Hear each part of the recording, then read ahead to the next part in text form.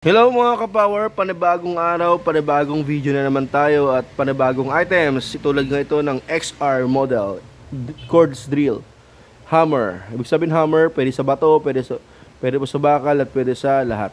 So bato, pader, yan, pwede ito. Sa mga semento, matigas, yan, pwede. Tapos ito yung hammer nyo.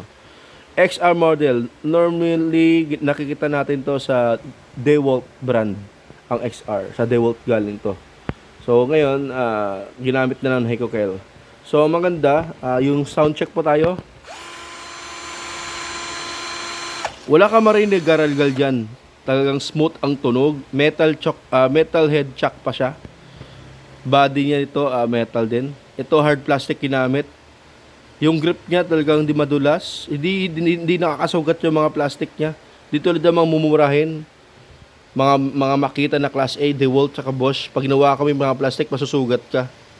Okay, ito hindi, magandang grip niya, rubber. Tapos yung ilaw niya sa baba na. Yan, lead light. Tapos 21 volts.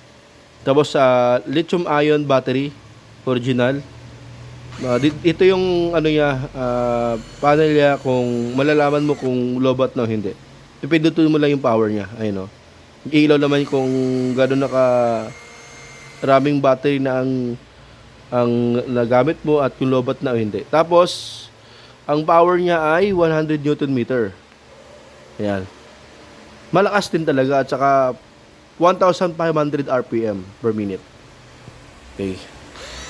XR model, 3-in-1, screw, drill, at saka drill hammer. Ayan.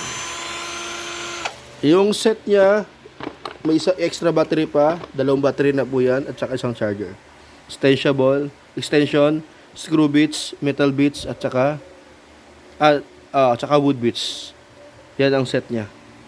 Kaya sa mga gustong bumili sa akin, huwag mo kalimutan mag-follow o subscribe sa YouTube. Comment ka lang sa akin. Gusto mo, COD natin or pwede ka mag-pick up. Okay? God bless.